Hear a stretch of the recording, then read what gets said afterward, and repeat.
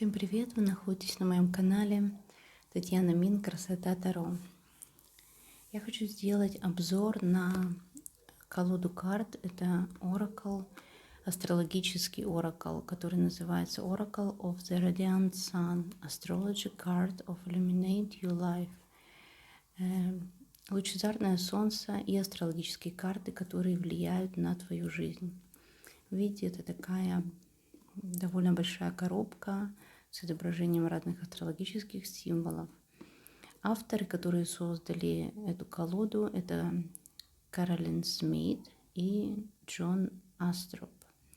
Как я понимаю, эти авторы и художники из Британии, из Великобритании.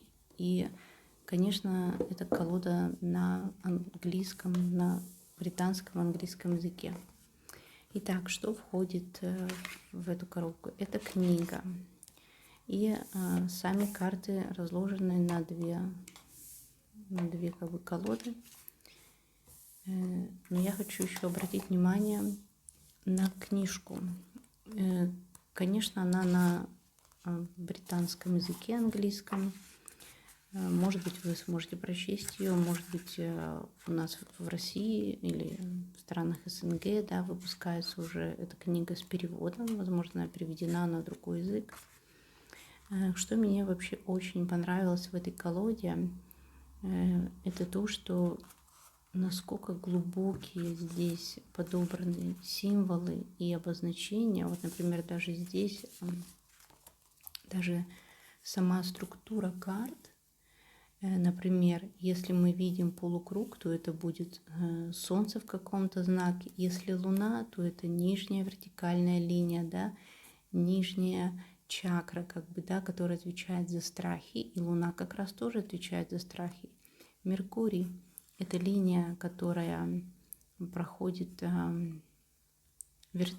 наискосок, да. Это может быть разные мнения, да. Меркурий видит ситуацию с разных сторон. Венера – вообще без каких-либо линий, то есть Венера это как, возможно, принцип безусловной любви и гармонии. Марс это, конечно, квадрат, да, вот вы видите здесь, то есть это какая-то квадратура и всегда столкновение. Юпитер это ромб, расширение, и вот этот символ ромба, это тоже могут быть какие-то принципы юпитерианские. Сатурн – это линия, которая делит карту на две части. То есть как бы оппозиция тоже, да, в каком-то плане может быть две стороны одной медали, либо два суждения. И описание карт здесь на английском языке. Здесь описано, почему в этой карте такое изображение, да, дано.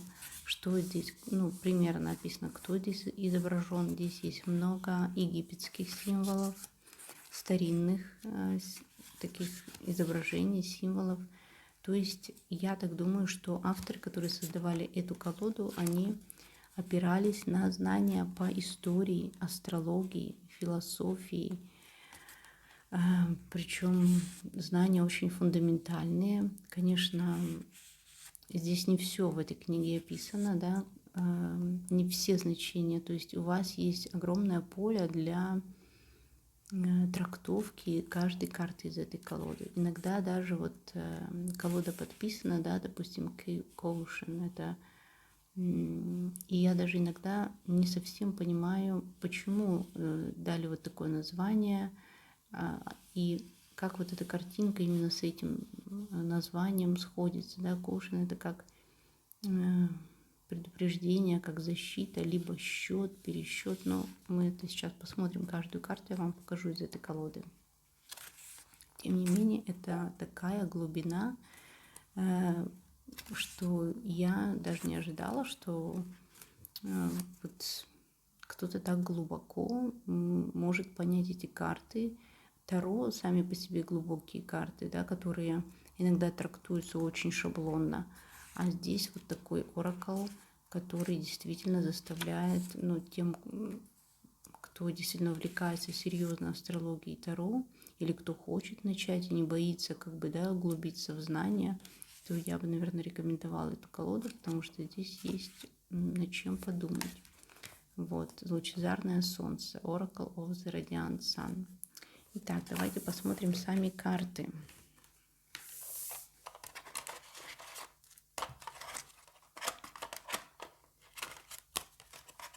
Так.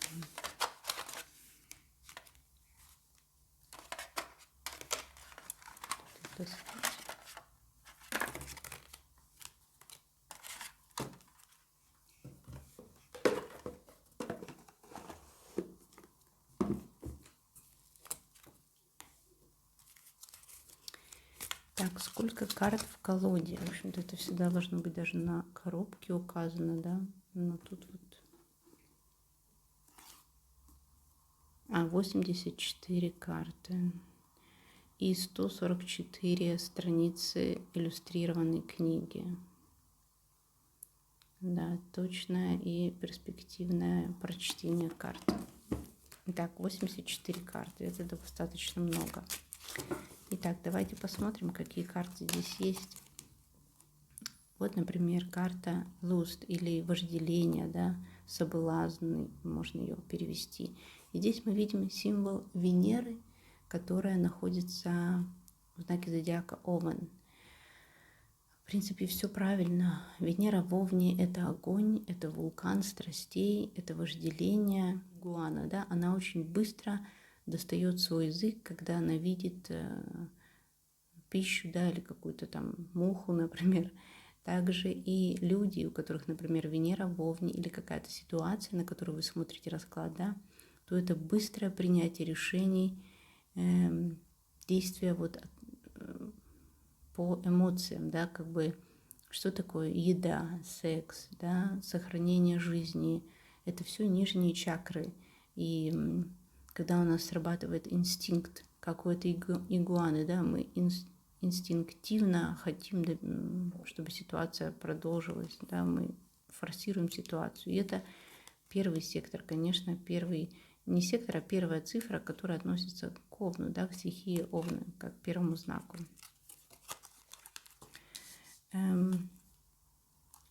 Другая, следующая карта. Здесь уже Венера во Льве. И здесь мы видим такую пару ангелочков. Это какая-то связь любовная, такая приятная, веселая, со множеством разных атрибутов каких-то, яркость здесь и зеркало. То есть это когда нам нравится отражаться в нашем партнере, партнер отражается в нас, мы хотим быть просто на небесах, это какие-то эмоциональные веселья, да, и вот как раз об этом говорит нам Лев, и когда Венера во Льве, то вот ситуация будет так развиваться, либо любовные отношения, как дети, да, то есть люди, которые находятся по Венере во Льве, это что-то детское, такое чистое, нежное, какие-то ощущения, но, возможно, еще не зрелые, да.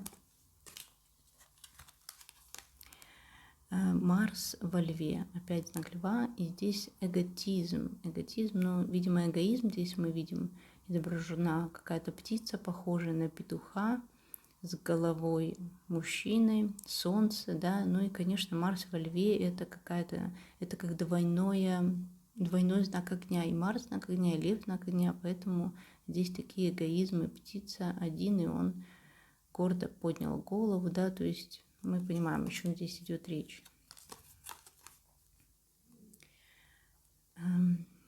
Authority или авторитет. И здесь уже Марс в знаке зодиака Козерог. И мы видим здесь изображен человек, который держит меч. Забыла, как называется вот это, скипетр, может быть, да, или что-то такое. Здесь мы видим что-то типа масонского еще знака. Это авторитетная фигура. И Марс в Козероге, ну, любит какие-то вот авторитеты, видимо. Номер 10, да, это 10-й сектор астрологии, который отвечает за все вышестоящие особы. И вот этот меч, который занесенный, да, это говорит как раз о Марсе, о том, что возможно какое-то суждение, авторитет, то есть сила авторитета. Вот так вот, да, я бы прочитала эту карту. А здесь у нас Юпитер во Льве. И это, конечно, все, что связано с публичностью. Это слава на всю землю, да. Но это добрая слава, потому что Юпитер все-таки это справедливость какая-то, да, это слава справедливости, торжество справедливости, да, я бы вот так сказала, поэтому здесь мы видим флаг, звезды и опять пятерка. Пятерка здесь, в этих картах, это астрологические номера, поэтому 5-й дом, конечно, относится к Льву. Венера в знаке Скорпион. Здесь мы видим написано секрет. Здесь у нас сфинкс, да, что-то наподобие сфинкса с крыльями. И какая-то вообще удивительная такая фигура. Здесь мы видим женскую грудь. И вроде бы, как у льва, тут ноги, хвост, но голова какого-то другого животного, крылья. То есть это какой-то секрет. Мы должны разгадать, в чем загадка сфинкса. Да? И 8-й дом, конечно, отношение к Скорпиону. Фортуна – это солнце во льве. То есть такие люди часто бывают удачливые. Они озаряют нас и всю землю своим солнечным светом. Они несут счастье, солнце, какую-то удачу во все дела, в отношения. И вот здесь у нас сильное солнце, да, и мы видим вот этот знак полукруга. 5-й, номер 5 – это как раз отношение ко льву. Здесь у нас гармония, карта гармонии, и здесь солнце уже в знаке зодиака Весы. Опять мы видим символ солнца, человек сидит в гармонии с природой, человек как часть природы, да, птицы вокруг него, они его не боятся, потому что он гармоничный, он как бы слился с природой. И здесь у нас семерка, семерка символ весов. Луна в знаке зодиака Скорпион, power. Это какая-то сила, да, энергия. Но здесь уже более сложный рисунок, я даже сразу не могу его так просто протрактовать. Вообще Луна в Скорпионе – это действительно какая-то скрытая сила. С одной стороны, вроде бы Луна – это женская стихия, да, но она как бы скрыта, да, то есть мы видим, женщина лежит как будто бы под землей, это женское лицо. И здесь солнце и луна, то есть это как бы огонь и вода, и вот эта сила, мудрость какая-то, видимо, глубина. То есть вот это еще, да, показатель глубины. То есть луна в Скорпионе – это какие-то глубокие энергии. И даже посмотрите, как изображена женщина с кудрявыми волосами. Да, часто у Скорпиона волосы кудрявые. Ну, тех, у кого сильно выражен Скорпион в гороскопе. Если у вас просто Солнце в Скорпионе, это, конечно, не значит, что вы можете быть очень похожи на Скорпиона, ведь бывают нетипичные знаки зодиака, поэтому мы смотрим гороскоп. Нам важно понять, где стоят другие планеты у человека. Например, Солнце может быть в Скорпионе, но почти стеллиум планет, там 3 или 4 планеты, например, в Весах, или они уже дальше пошли в Стрельца, да, и такой человек, конечно, уже не является типичным Скорпионом. И здесь вот Луна Скорпионом – это какая-то глубина и сила, и вот сила в этой глубине, да, в прямоте суждений, в честности, может быть, даже, да. Здесь Луна в Весах, и это какая-то companionship, или, как сказать правильно, компанейство, да, энергии совместной компании с кем-то, вместе с кем-то, вот такие дружественные энергии. Ну и, конечно, Луна в Весах – это человек, который любит бывать вместе с другими людьми.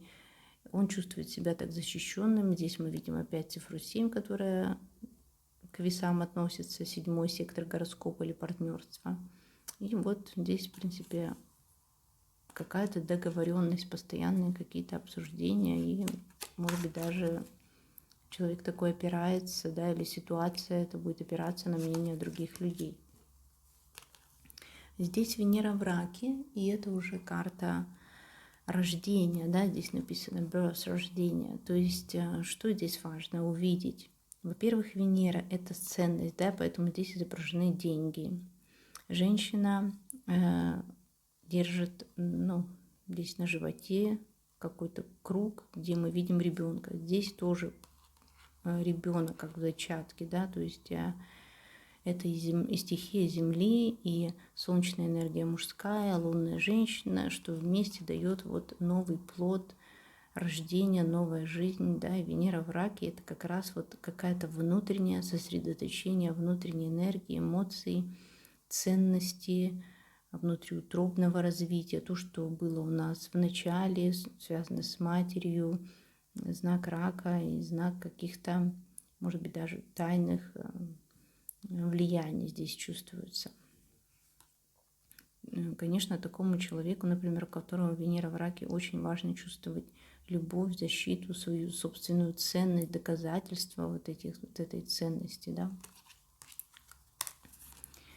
Меркурий, и мы видим, что здесь карта уже разделена на две части, как вот разные мнения, разные суждения. И здесь discovery, да, то есть открытие. Меркурий в знаке зодиака Стрелец. Ну и, конечно, здесь изображено опять египетские символы, какие-то открытия прошлых лет. Стрелочка указывает на весь земной шар, океаны, да, то есть, ну, открытие, здесь очень широкий смысл. Луна в Стрельце, и здесь карта приближается к нижней части, да.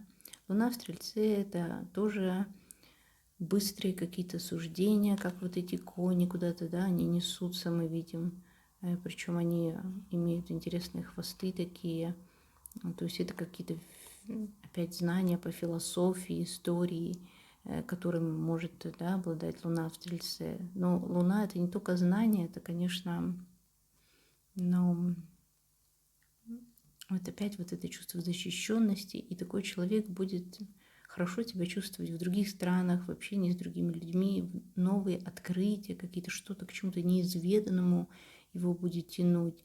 В том числе и светская жизнь тоже ему будет нравиться, иностранцы. Может быть, он даже не будет жить в каком-то одном месте, да, потому что Луна – это жизнь, а Стрелец – это весь мир. То есть вся планета, весь мир – дом у такого человека.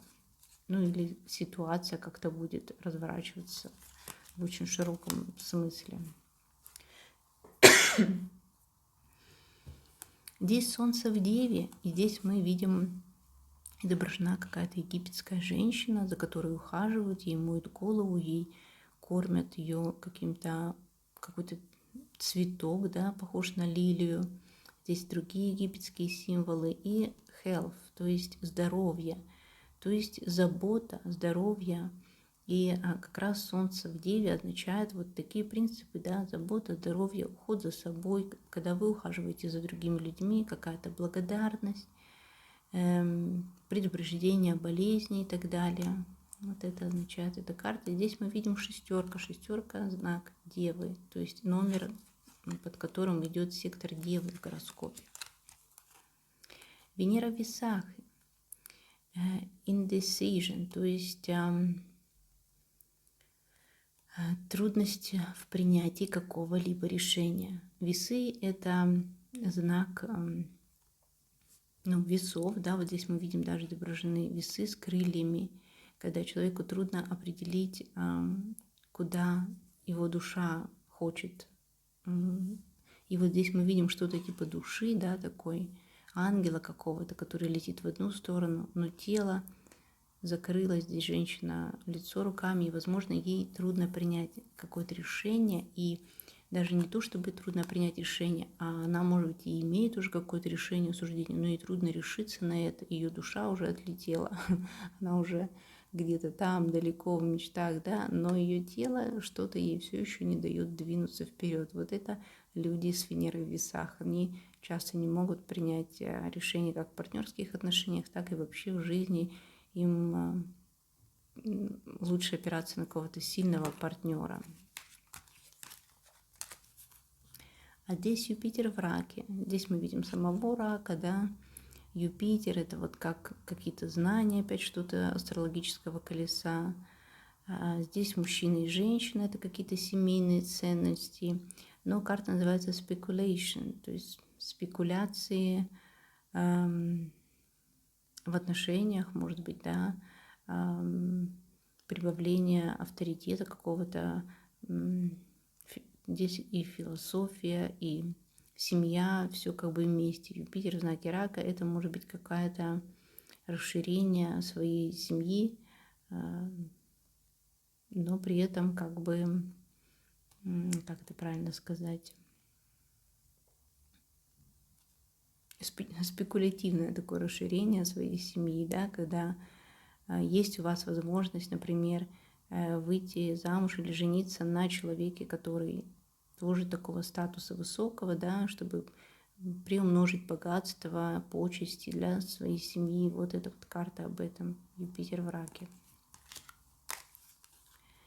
Манипуляции. Здесь у нас уже Юпитер в Скорпионе. Здесь мы видим опять египетскую фигуру. Может быть, это какой-то фараон. И фараон — это ведь весь вот этот египетский пантеон, Гиза, да, где пирамиды находятся. Это Скорпион, это как кладбище, да. Кладбище у нас идут по Скорпиону, 8-й сектор смерти. Но здесь написано манипуляции, то есть эту карту можно по-разному считывать, да. Почему здесь изображена вот именно эта фигура, 3 звезды, то есть, видимо, здесь имеется в виду какие-то манипуляции. Вот мы видим, как бы здесь пирамида такая, да. И опять вот этот символ ромба, ромб, который обозначает Юпитера. То есть как бы мы видим то, что над землей, но мы не знаем, что под землей. Да? В этом есть манипуляция, когда мы слышим, что человек что-то говорит нам, но мы его мотивы скрытые не видим. Также и пирамиды, да, пирамиды или там не найдено тело, допустим, еще какого-то фараона, да, и мы не знаем, когда мы его найдем, когда ученые его найдут. В этом есть манипуляции, да, скрытые какие-то действия. Дружба здесь, Луна в Раке.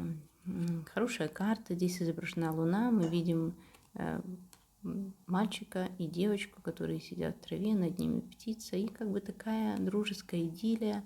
Рак — это может быть дружба в семье, может быть дружба с детства, такая чистые дружеские отношения. Луна в Раке в своей обители, да, поэтому здесь любовь и дружба, единение с природой, чувство защищенности. Вот эта птица, она крыльями как будто бы хочет закрыть эту пару, они на что-то смотрят. Ну, какая-то очень благоприятная карта. Интересно, вот что изображено именно вот это, да, Луна в Раке, а не, допустим, семейные взаимоотношения, потому что человек, у которого Луна в Раке, он, наверное, любит как-то вот бывать, ну, то есть он внутри семьи, ему хорошо, но почему? Потому что у него дружеские отношения внутри семьи, да, и вот поэтому карта, видимо, на дружба, френдшип. Марс в Скорпионе, реванш здесь, да. Мы знаем историю, миф. Я, конечно же, забыла этот миф. По-моему, Зевс, да, застал Венеру в объятиях Марса или Венеру в объятиях кого-то еще, и он отрубил ему голову. Да, вот если вы помните этот египетский миф, можете написать в комментариях, что здесь имеется в виду. Но вот таким образом реванш, да. Марс в Скорпионе — это очень ревнивый, например, любовник,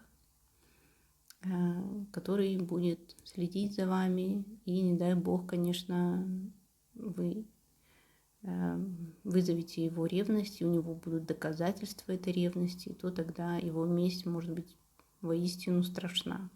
8 — символ смерти и Скорпиона. Здесь Меркурий в Деве. И вот эту карту я открывала в книге, да, Caution. То есть это либо это какое-то предупреждение, популяция, здесь знак Девы, Меркурий — это какой-то точный счет, забота о животных, забота о природе, да. И здесь мы видим женщину в короне. Что конкретно здесь? Здесь я даже не знаю, что здесь может быть. что, может быть, сильные мира всего должны заботиться о слабых животных, что-то типа такого, да. Луна в Водолее. Это независимость какая-то. И вот это вот один из сложных символов, но, по крайней мере, для меня, потому что здесь изображена египетская женщина, она принадлежит какой-то королевской семье. Здесь Луна в Водолее. И здесь вот этот темпл камней. Я уже говорю половину по-английски, половину по-русски. Замок, или, как сказать, земля камней, да, когда камни отдельно стоят. Мы знаем, что есть такое британское место, где вот так вот выстроены камни, и как бы никто не знает, почему они стоят вот именно так, что это значит, что это может быть какое-то послание следующим поколениям, да, и то же самое Египет, здесь у нас Солнце, Луна, Водолей, это как бы что-то такое универсальное для других поколений, и также вот, но в то же время как бы независимость, да, вот женщина здесь стоит одна, эти камни стоят отдельно, хотя они как бы направлены на других людей, да, на помощь другим людям, но при этом независимость, да, вот. И это 11-й сектор Водолея. Эта карта напрямую связана с астрологией тоже. Возможно, ее разгадают как раз только те, кто, ну, увлекается действительно глубоко историей, философией, ну и астрологией в том числе. Я вот вам сказала, что это независимость, да, по Водолею.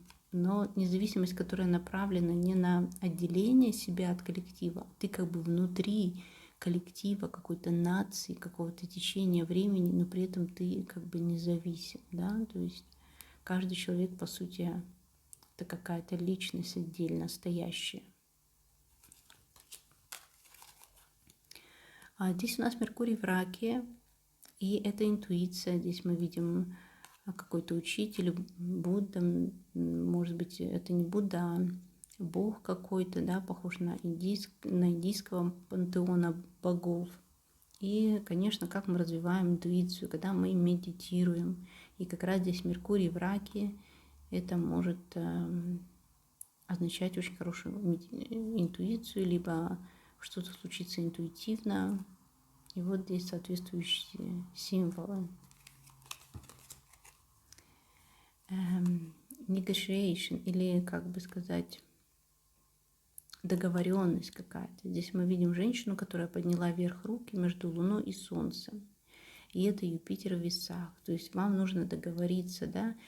Весы — знак дипломата, Юпитер — это знак тоже, в общем-то, когда он в весах, это какие-то серьезные дипломатические отношения такого широкого уровня, когда мы хотим соединить Луну и Солнце на небе. То есть когда мы даже способны между этими двумя планетами найти союз, да, так как же мы тогда не можем договориться на Земле? Карта очень широкая, интересная. Венера в Стрельце. Здесь написано flirtation. Ну, здесь какой-то флирт, видимо, да. Венера в Стрельце любит флиртовать. Но я бы сказала, что не только Венера в Стрельце любит флирт. Мне кажется, что здесь Венера в Весах тоже очень любит флирт. Но вот почему-то авторы, главное, здесь сделали вот такое, что нужно обязательно, видимо, пофлиртовать, как-то вместе повеселиться, найти какую-то родственную душу, с ней задружиться, может быть, попеть песни, может быть, заняться каким-то творчеством, да, как-то что-то вот такое нам показывает Венера в Стрельце. И заметьте, да, еще, что мужчина и женщина здесь изображены, они как будто бы, у них разная одежда, они совершенно разные, как будто из разных веков. Допустим, этот мужчина, не знаю, с 16 века, а женщина вообще с начала времен из Египта, да, какого-нибудь там, или с какой страны, где там так одевались, я даже не знаю, античность какая-то. Здесь, допустим, эпоха, не знаю, Ренессанса, здесь античности. То есть разные культуры сходятся по Венере в Стрельце, да. Венера в Стрельце любит людей других культур. Здесь у нас Юпитер в Тельце, и это какой-то статус. Этому человеку уважаемому по Юпитеру. Важно подчеркнуть свой статус по Тельцу, да, и это может быть статус семейный какой-то, родственный статус, например, сын гордится отцом, отец гордится сыном, может быть, это какая-то даже королевская тут династия, да, вот важна династия, важны вот эти все, как они называются, когда у каждой семьи свой герб, да, какие-то свои обозначения, вопросы статуса. Это Юпитер в Тельце, и, конечно, это еще и благоприятно в плане денег. Такого человека обычно уважают, да, или такая ситуация, она завершится как-то вот благородно. Инновации, да, innovation. Здесь у нас Юпитер в Водолее, здесь мы видим очень много разных каких-то непонятных фигур. Женщина тоже такая интересная, вроде бы ловит рыбу, но у нее какой-то круг здесь вместо крючка. И вот этот Юпитер в Водолее, да, что это значит? Это бесчисленное количество новых открытий, которые несут нам новые поколения. Впереди нас ждут, да, много-много открытий. Вот, в общем-то, об этом эта карта. Здесь карта богатства, riches, и это Сатурн в Козероге. А Сатурн в Козероге – это, конечно, сильное положение для планеты.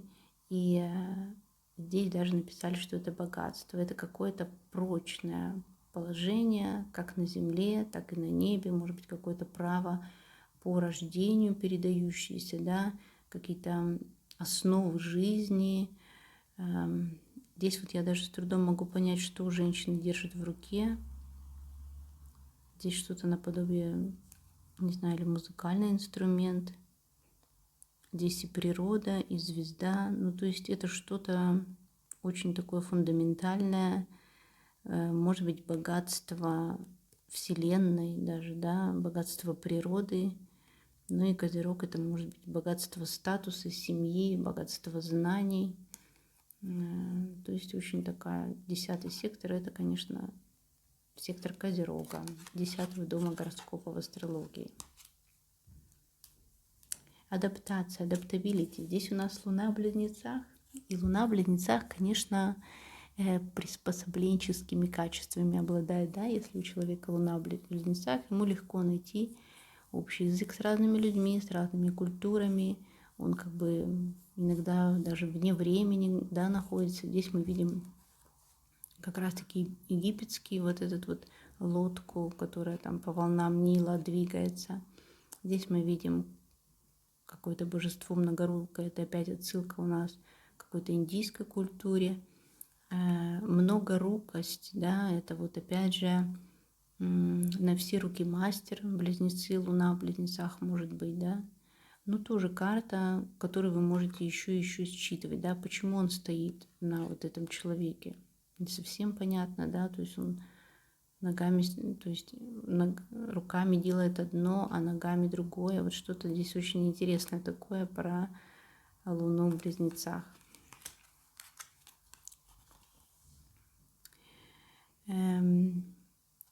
Здесь у нас Сатурн в знаке Льва. Сатурн в знаке Льва – это щедрость, да, generosity, это щедрость, которая, наверное, приходит с годами, да, и поэтому мы видим здесь отображен человек уже не молодой. И вот он, может быть, был даже очень даже скуп, когда он был молод, да, потому что, ну, с годами по Сатурну, это годы, да, он понял, что ценность жизни, богатства – это вот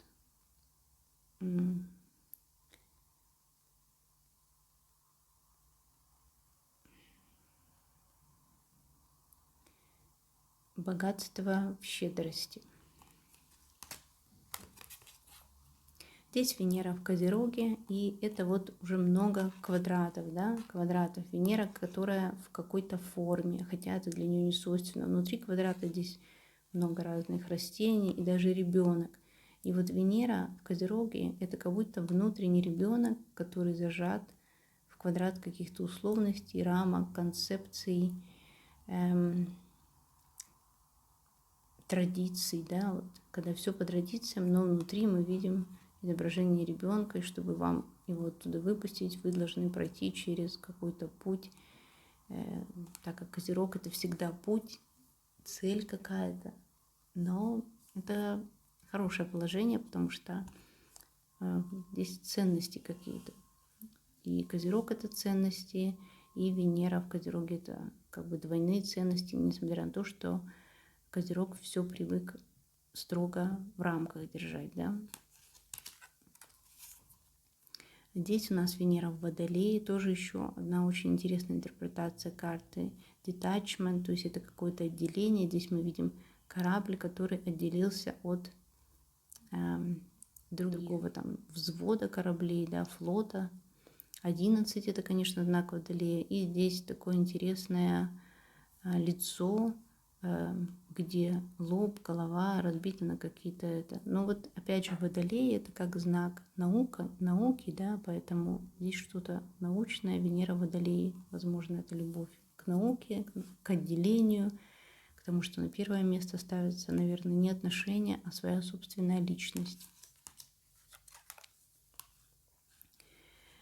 Куарел — это противостояние, да, какая-то ссора. И Марс в Раке — это ссора между братьями, между отцом и ребенком, между соседями, внутри семьи, между, в общем-то, одинаковыми людьми. Мы видим, как эти люди похожи. А Рак — это знак семьи, да. Марс в Раке — это часто ссора в родственных каких-то связях внутри семьи.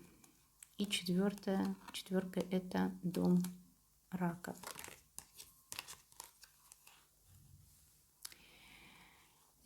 Exaltation, Луна в Тельце. Но это, конечно, какие-то почести, да. Телец любит все такое красивое, вкусное, цветущее. И Луна в Тельце, в общем-то, чувствует себя неплохо в знаке Земли. Поэтому здесь расцветает вот Луна в какой-то красоте, да, и комфорте. Инфлюенция, то есть это влияние. Меркурий в Весах. И здесь мы видим, с одной стороны, пара, да, разделение вот это по Меркурию. И это змей, который влияет на пару. Мы знаем вот этот первородный грех, теорию, да, первородного греха. И здесь как раз влияние. Например, человек, у которого Меркурий в Весах, например, какой-то змеи, да, может очень тонко повлиять на отношения или вообще на сознание других людей. Не всегда благополучно, не всегда благоприятно. Солнце в Скорпионе.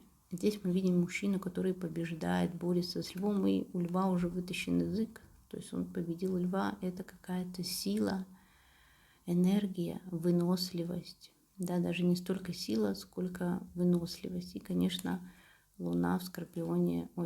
Почему я все время говорю Луна? Луна, кстати, в Скорпионе — это тоже про выносливость. Но здесь у нас Солнце в Скорпионе. И такие люди, как правило, обладают какой-то определенной выносливостью.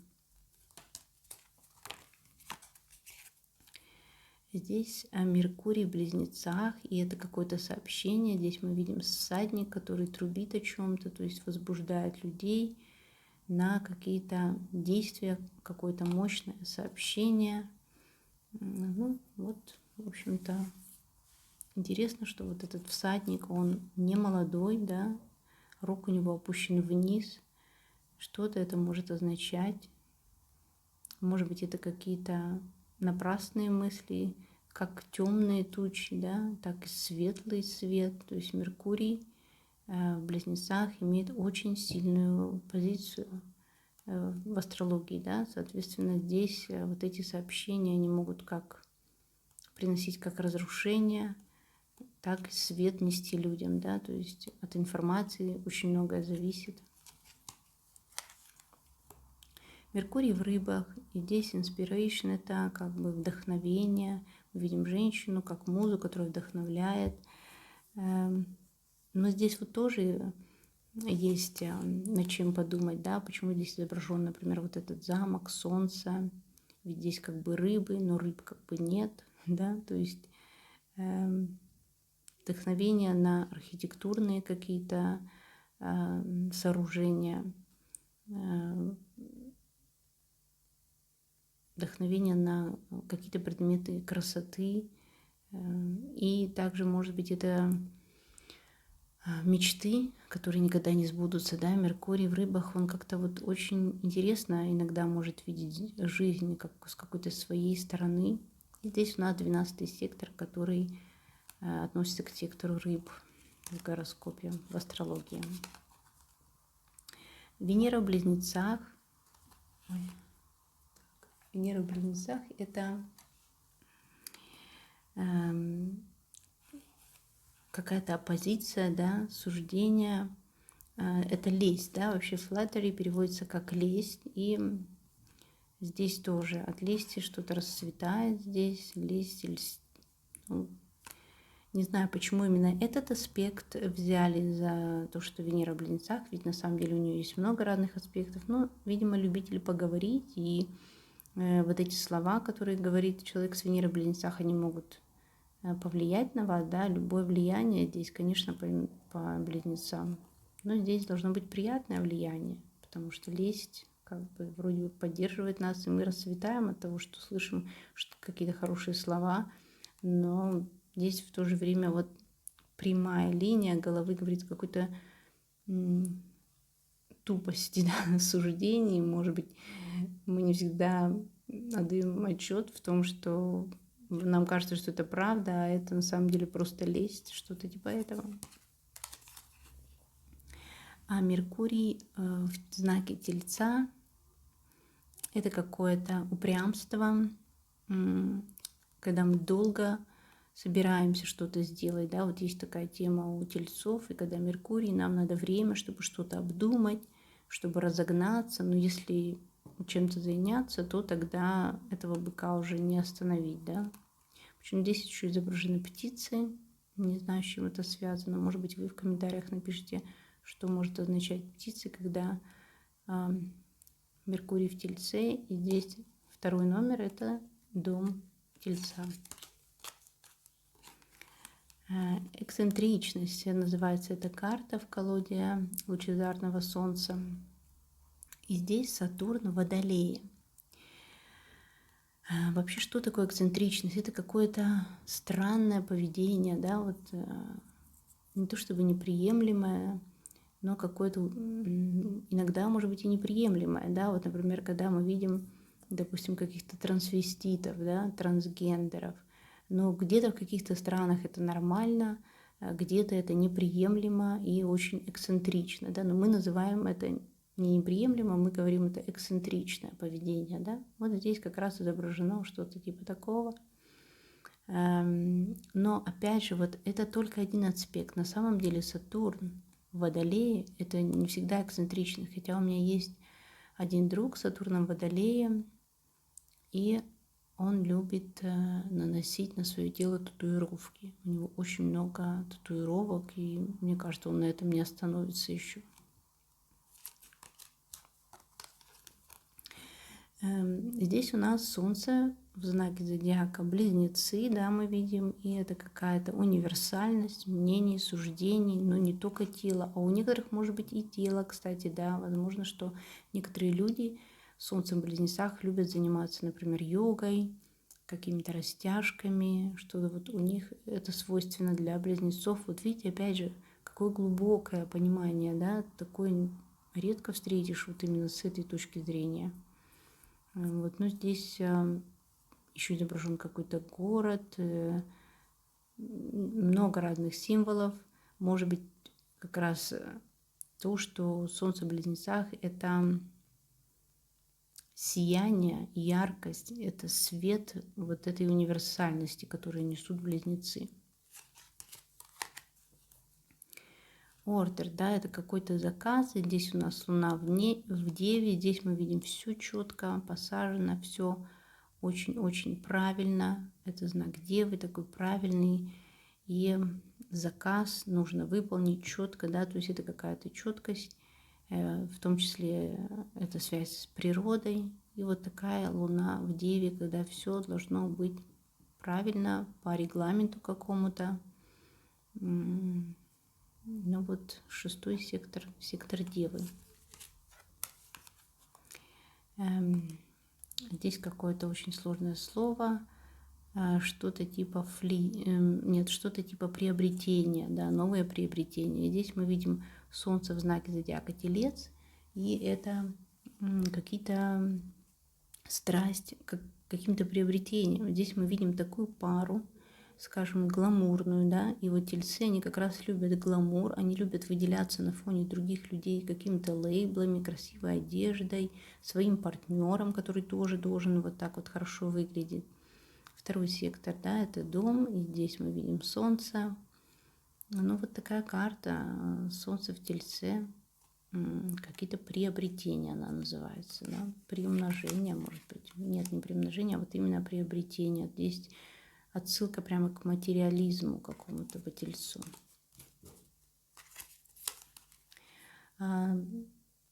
Здесь у нас экстремизм, и это Меркурий в Скорпионе. Меркурий в Скорпионе, конечно, тоже может манипулировать, но здесь уже такая карта изображена. Мужчина просто вот как-то нападает практически на женщину. Здесь мы видим какой-то черный ворон, видите, он заходит на ее территорию. Да, вот интересно, потому что Меркурий — это 2 мнения. И здесь такое впечатление, что вот они что-то не поделили, да, здесь какое-то письмо, сообщение.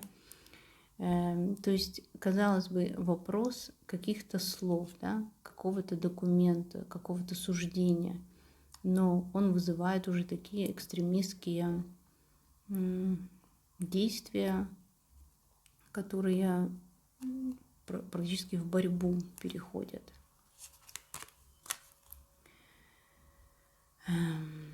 Оригинальность, и это Меркурий в Водолее.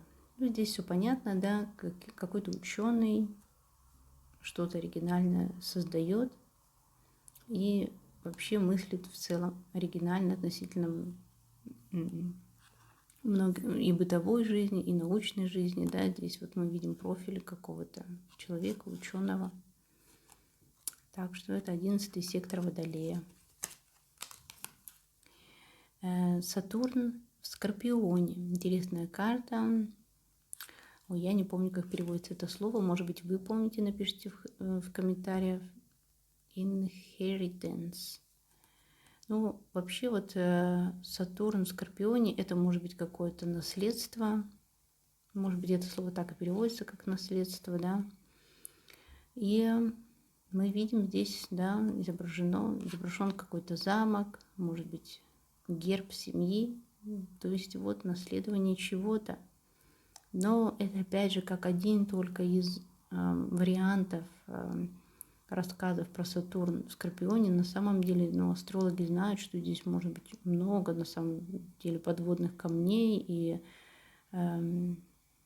Сатурн в Скорпионе — это серьезное такое положение в гороскопе. Оно говорит о каких-то, может быть, страданиях, о каком-то запутанном жизненном пути, и вот о преодолении, очень большом преодолении. Принципы, и это у нас Юпитер в Стрельце, да, здесь мы видим ромб, опять Солнце, Луна, как главное светило, шапка какого-то папа, там, иерофанта, например, да, и вот какие-то принципы, да, здесь такой проход в каменной стене, маленький человек, который должен сюда пройти, да, здесь тоже Меркурий в Стрельце — это широкие взгляды, да, скажем так, широкие взгляды, широкие принципы. Иногда мы готовы поступить с этими принципами ради благого дела, да, и вот Меркурий в Стрельце, в общем-то, за человечество, поэтому, наверное, здесь изображен маленький человек и такие большие принципы. Венера в Деве. Ну, здесь, конечно, тема природы, и здесь написано discrimination. Но дискриминация — это такое не очень, наверное, положительное слово. Это отношение к людям по-разному, да. Дискриминация — это когда ты к одному человеку относишься плохо, а он знает, что к другому ты по той же причине, по тому же вопросу отнесся хорошо и совсем по-другому поговорил с другим человеком, да. То есть ты дискриминировал его в его глазах, в своих глазах. Но здесь вот не знаю, что тоже хотели показать этой картой. Здесь природа, женщина, может быть, у нее разное отношение к природе, хотя на самом деле все это природа, да, и человек тоже часть природы. Мы не можем разделять. Луна во Льве — это какое-то обаяние, а причиняется это благодарность за жизнь, за все, что мы имеем, за красоту, за вот это светское общение, за все дары, которые нам жизнь приносит, да, такая благоприятная карта, пятерка, это, конечно, сектор Льва. Здесь у нас Сатурн в знаке Рака, и это какая-то помощь, черити, благотворительность, да, может быть, это какие-то дома казенные, где детские дома, ангелы-хранители здесь вот изображены, которые охраняют семью, мать с детьми, да, то есть это когда помощь, благотворительность. Марс в Водолее, это опять вот мы видим здесь, да, карта поделена в верхней части на две части, это противостояние. Мужчина заносит меч на каких-то тут других воинов. И Revelation — это революция, это восстание против, может быть, каких-то устоев, да, против других народов, против поколений. Здесь изображена вот какая-то стена, да, разделение какое-то. Марс в Водолее. Но это тоже как один из аспектов, да. Мы же знаем, что Марс в Водолее носит много разных значений. Но вот революционер — это одно из них. Энтузиазм. И здесь у нас Солнце в знаке зодиака Стрелец. Такие люди полны энтузиазма, полны каких-то новых ожиданий. 9-й сектор — это сектор за границей. И мы видим здесь такой человек широких взглядов, у него тут то ли корона, то ли солнце в голове, он улыбается. Ну, в общем, широта вот какая-то, философия вот эта стрельцовская. Вот такая вот карта. Даже вот когда смотришь на нее, что-то такое веселое, да. Луна в рыбах, эмпатия. Луна в рыбах — это, наверное, способность слышать то, что не слышат другие, интуитивно понимать других людей, животных, мир в целом. Луна вообще относится к интуиции. Рыбы — это 12-й сектор гороскопа, сектор тайн, поэтому мы слышим, мы знаем все тайны. Кто обладает этой позицией, тот, конечно, может слышать мир на другом уровне. Драма — это Меркурий во Льве. Ну и, конечно, львы — это театральные люди, которые могут хорошо играть свою роль, которые любят быть на сцене. И по Меркурию во Льве, возможно, желают какой-то драмы, на виду, выяснять как-то отношения. Но здесь мы видим вот льва такого с открытым ртом. Может быть, ему нравится выставлять свои мысли, суждения на показ, да, то есть он хочет привлекать к себе внимание своими какими-то странными суждениями, да, вот это что за знак, я не понимаю, что здесь имеется в виду. Может, вы понимаете, напишите в комментариях. Сатурн в Стрельце. Здесь мы видим человека, написано fulfillment. У него есть деньги, да, какой-то денег, он стоит тут на каком-то имуществе, сидит, вроде бы у него все есть, но он смотрит вдаль и то ли ждет, то ли провожает какой-то корабль. То есть как будто бы с одной стороны это комфортность, защищенность, да, и защищенность в дальнейшей жизни, это такая основа для прочной старости, а с другой стороны его душа, может быть, тянется к каким-то новым открытиям, путешествиям, и, возможно, он готов спустить все свои деньги на новые странствия. Ну, вот как один из вариантов. Или на какие-то новые знания, да, вот тут вот что-то такое, мне кажется, связанное с науками. То есть какая-то идея. Деньги и все ценности за идею. Это наполняет человека по-настоящему. Не только деньги, но и вот этой идеей тоже. Терпение. Интересная карта. И здесь у нас Юпитер в Деве. Интересно. Это здесь тоже вот можно по-разному протрактовать эту карту. Здесь мы видим женщина. Здесь это уже две статуи изображения женщины. Здесь вроде бы что-то животное. Ну, это связь, вот опять же, женской энергии с энергиями природы, какое-то вот расширение за счет вот служения, за счет традиций. Здесь очень сильно Дева, да, даже больше, чем Меркурий. Меркурий в Деве – это любовь к животным, к природе, к пониманию, наверное, вот основ каких-то жизней. Юпитер в Козероге, и мы видим здесь старца, который ноги положил на весь земной шар, на землю. Здесь еще и змея, здесь мы видим знаки какие-то, да, Юпитер, то есть это какие-то знания. Ну и Юпитер в Козероге – это авторитет такого уровня, как когда вы уже контролируете все, да, и тут написано контроль. Тотальный контроль над человечеством, над знаниями, над всем. Юпитер в Козероге. Здесь у нас Марс в Деве, и это какой-то критицизм, да, потому что Марс – это всегда противостояние, может быть, да, в отрицательном качестве. И вот вы активно критикуете кого-то, указываете на кого-то пальцем, у вас свое суждение насчет красоты, насчет природы, насчет всего, да, вы как бы свое видение, и вы не боитесь его о нем говорить, даже если оно не очень нравится другим людям. Здесь у нас Венера в Рыбах. Интересно, что здесь птица в клетке. Клетка открыта, но птица сидит в клетке. Это Венера в Рыбах, очень интересно. Может быть, это тоже какие-то желания, вдохновения, но пока человек не вылетит из этой клетки, не даст волю своим эмоциям, да, вот по рыбам, не удовлетворит как-то свои эмоции, то он так и останется в этой клетке, как эта птица. Интересная тоже карта такая, Submissions.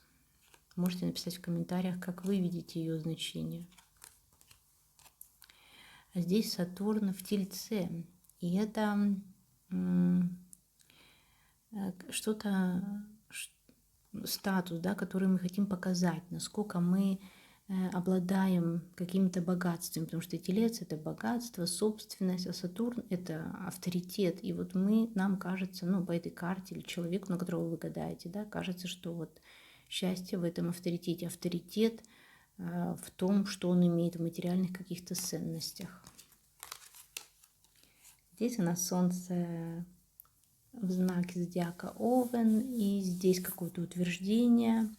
Не обязательно вступать в бой, чтобы победить дракона. Дракон уже склонил голову перед этим воином, да, и это вот какая-то смелость натуры воина, он только своим одной натурой уже победил. То есть вот овны, они такие сильные внешне и производят такое яркое впечатление силы, что нам хочется им покориться, когда они начинают заявлять о своем суждении. Здесь у нас Марс в Близнецах, и это, конечно, решения разные, да, какая-то подвижность мыслей, шахматные ходы, правильный ход, игра. Иногда это может быть и неправильный ход. Тоже очень интересная карта. Decision – это мнение, решение. Как вы примете решение, да, так и сложится ваша жизнь. Но это активность в принятии решения. То есть Марс – это когда мы не боимся принимать какие-то решения, даже иногда судьбоносные, серьезные. Здесь Vision, и это Солнце в Рыбах. Здесь разное возможное видение на какую-то одну ситуацию. Здесь и лиса с открытыми глазами, и сам глаз, и солнце. Все как-то смотрит на нас. Может быть, это опять же вот эта интуитивная связь с природой, 12-й дом, да. Интересная карта. Луна в Овне. И это защита, как львица защищает своих детей, да, и любая женщина, конечно, становится львицей, когда дело заходит об ее ребенке, неважно, материнский инстинкт, да, Луна в Овне, защита любой ценой, ценой собственной жизни.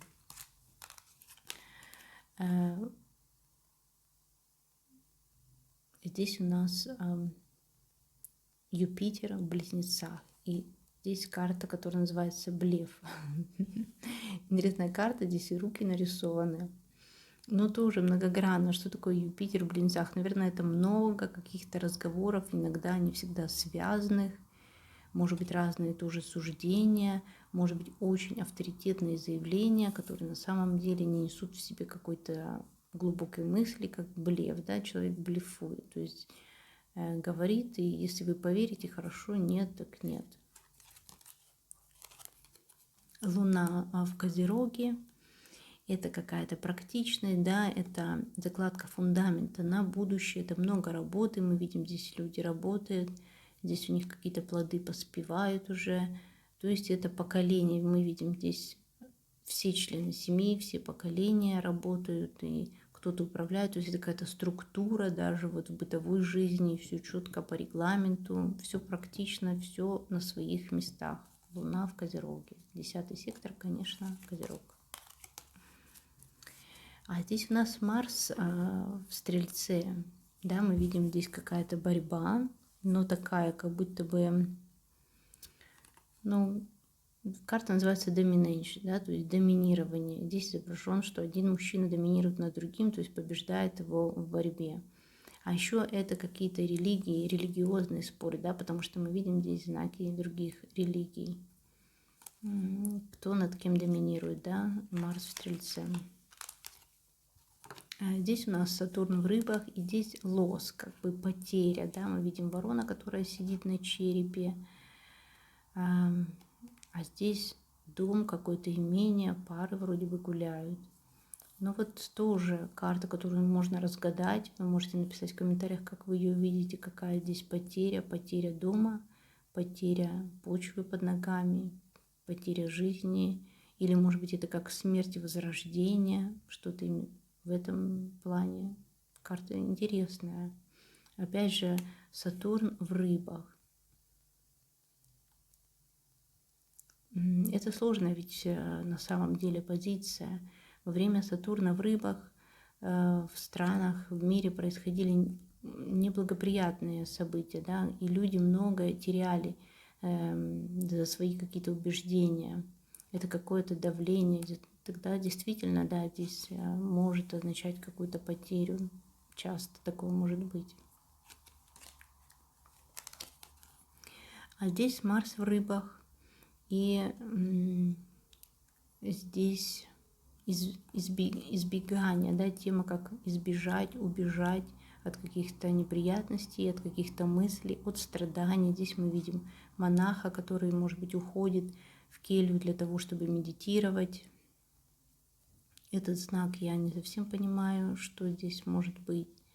Ну и женщина, которая на колеснице убегает от, может быть, не знаю, своих чувств, от каких-то неприятностей, да. Марс в Рыбах – это уход в себя, наверное, да, или как бы мы не пытались убежать от себя, нам это не удается, да, потому что где бы мы ни находились,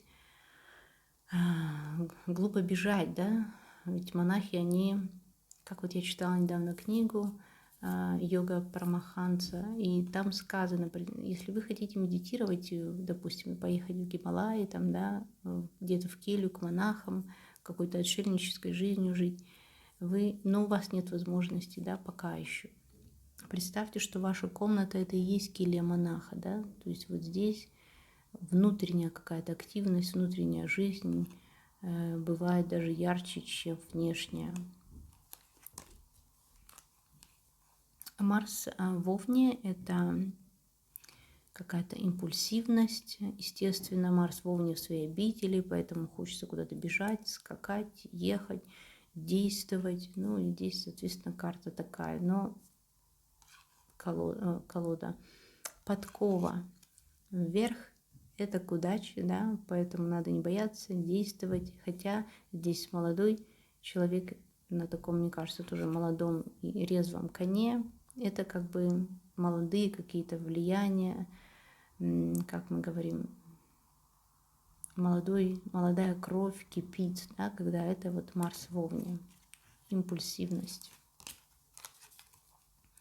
А здесь у нас Юпитер в Овне, и это уже другое как бы значение, да, Юпитер несет в себе какие-то знания по какой-то философии, да, суждения, интерпретация называется эта карта, да, то есть вот здесь изображена такая рука с символами, то есть это хиромантия, знания по хиромантии какие-то, но не знаю, честно говоря, в чем здесь интерпретация. Вот тоже мне было интересно услышать ваше мнение. Может быть, у вас есть какие-то суждения. Как вы видите именно эту карту? Не просто значение, что означает Юпитер, когда он находится в знаке Овен, да? А вот именно здесь, что автор пытался нам сказать, когда изображал вот эти символы. Ну, понятно, кстати, если вы, может быть, не знаете, да, что наш гороскоп записан у нас на руке. И хиромант, вот эти цыгане, да, когда они гадают по руке, ведь на самом деле, ну, если это нормальные люди, знающие, это очень важно.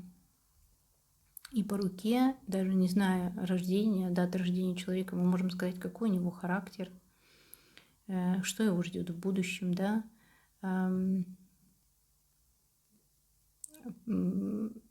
Например, левая рука отвечает за прошлое, правое за настоящее, далекое будущее, да, то есть вот эти знания по хиромантии, и здесь вот как раз эта карта Юпитера в Овне, может, напишите в комментариях, как бы вы ее протрактовали.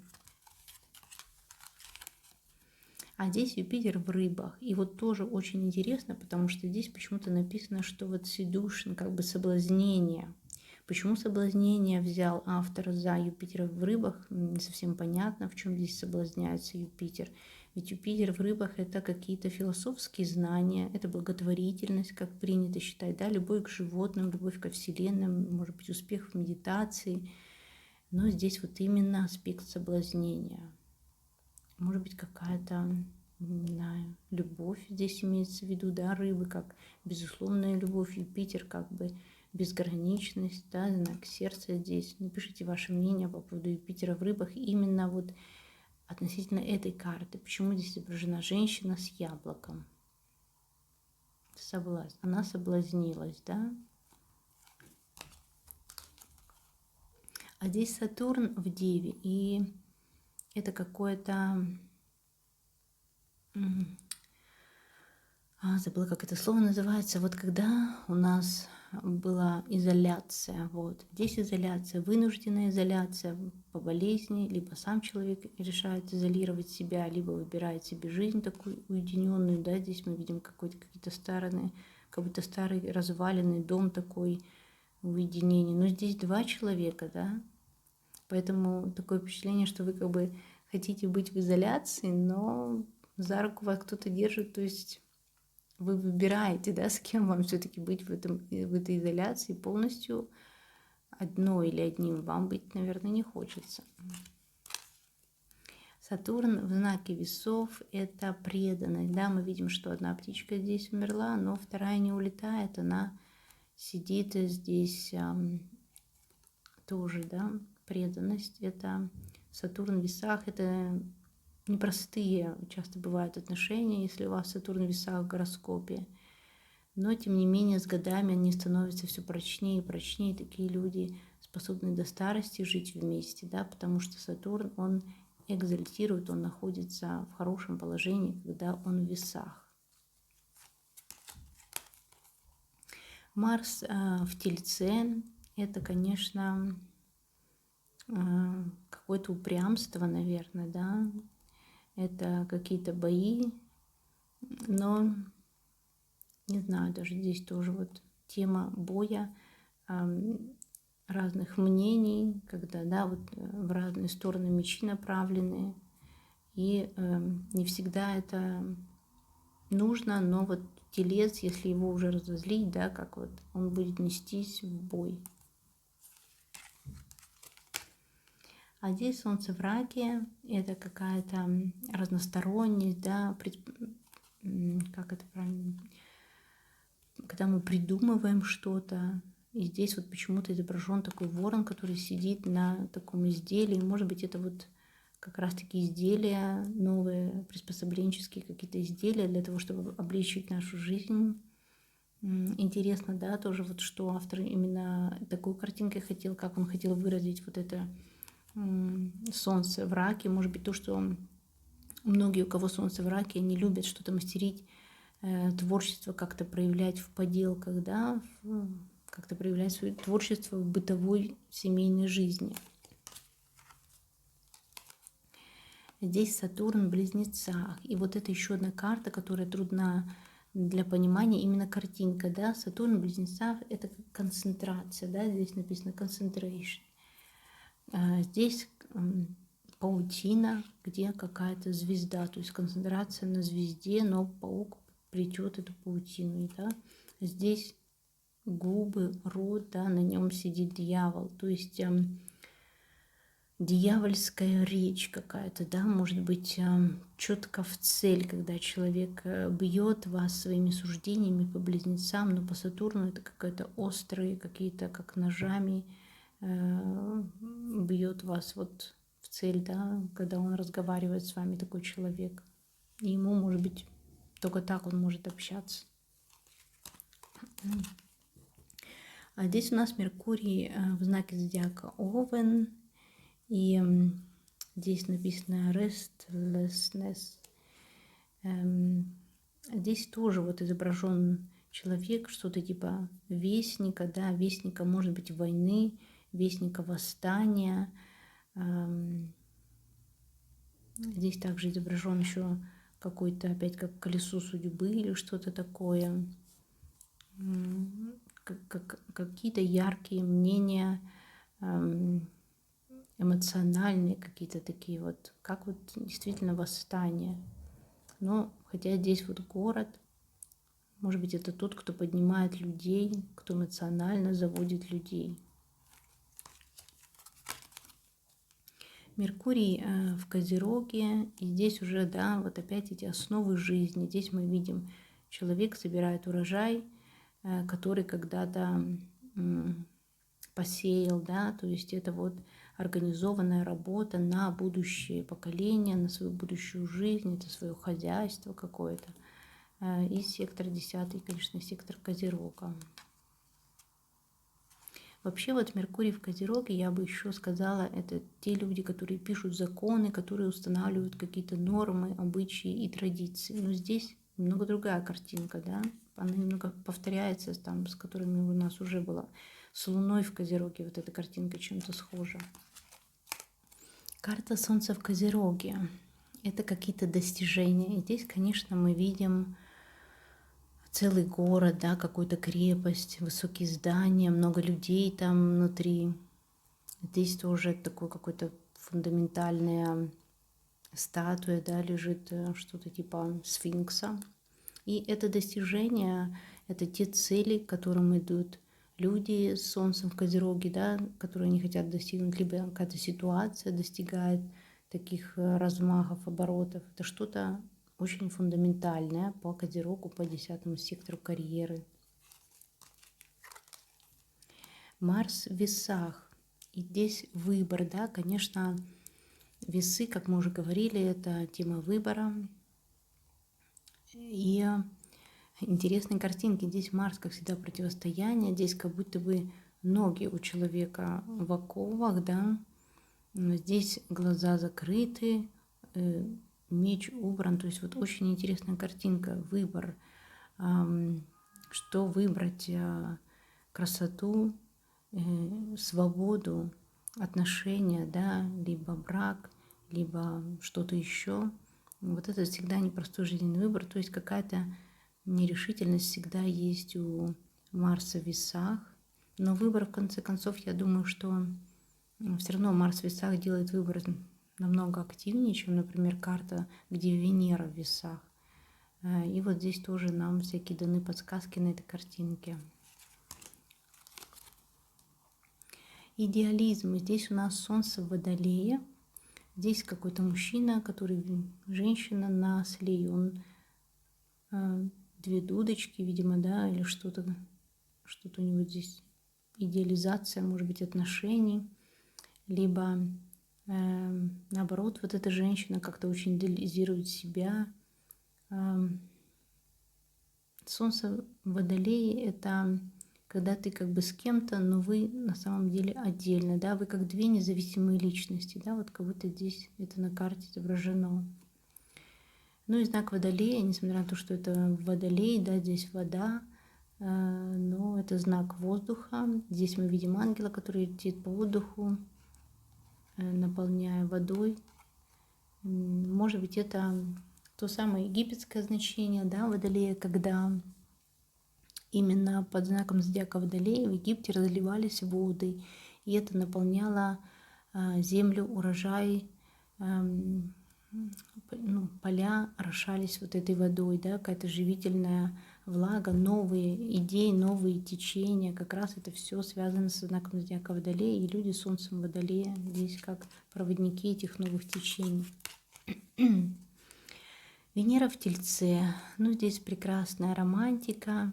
Мы видим, что для Тельца и для людей, у которых Венера в Тельце, очень важна одежда, как они одеваются, как они выглядят, какой у них партнер.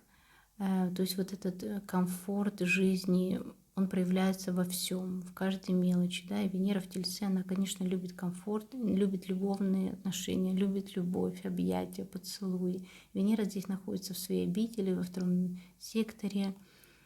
Отношения, конечно, должны быть всегда тоже как-то спланированы по Тельцу и должны приносить не только любовь, но и материальную базу какую-то. Вот это здесь романс. Здесь хоть и романс, да, такое ощущение, что это про Венеру в весах, но на самом деле Венера в Тельце, да, она действительно повышение самооценки за счет любви, влюбленности своего партнера и вот прочных отношений с ним. Сатурн в Овне, да, у нас осталась крайняя карта, и вот такая интересная, здесь какой-то риск, мы видим человека, который выходит на одну тропу с медведем, как будто бы у него есть какой-то ключ к тому, чтобы избежать этот риск, чтобы не быть приманкой. Вот тоже очень интересная карта, посмотрите, здесь изображена что-то типа приманки, да, как будто на какую-то форму медведя привязана еда. Здесь какое-то дерево с 3 звездами или 3 пентаклями, ключ. Что вот это может означать? Как вы думаете? Вот напишите в комментариях. Это очень интересно, потому что я сама пытаюсь узнать глубокие значения этих карт. Но я думаю, что это риск, но в то же время умение его избежать, да.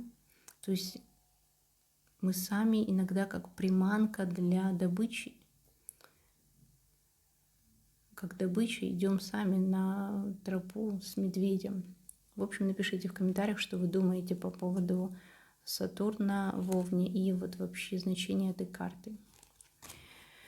Вот такие вот карты. Это оракул солнечное, лучезарное солнце, астрологический оракул, мой любимый, да, потому что я астролог, и все мои предсказания на Таро я основываю на своих знаниях по астрологии, ну и, конечно, интуиции. Ну и в конце давайте сделаем быстрый расклад. Возьмем 3 карты. Какой-то как совет, да, для нас, для всех. О, карта перевернулась. Это Венера в рыбах. Конечно, нужно прислушиваться к своей интуиции, развивать ее обязательно. Если что-то вам кажется, это значит вам не кажется. Не держите свои чувства, эмоции, свою интуицию в клетке, да, как эта птица. Дайте волю вот этим вот своим очень глубоким интуитивным энергиям. Проявите как-то себя и свое творчество, расправьте крылья. Это первый совет.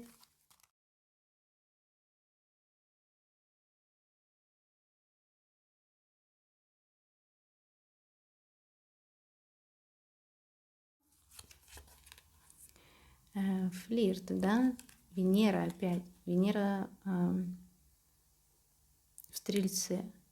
То есть не останавливайте свой выбор на человеке из своей страны, из своего окружения. Смотрите на мир шире, да? Смотрите шире на людей, на новые культуры. Узнавайте, делитесь своей культурой с другими людьми. Ну, в общем, это какое-то веселье. Тут даже может быть какое-то новое знакомство у тех, кто смотрит этот расклад.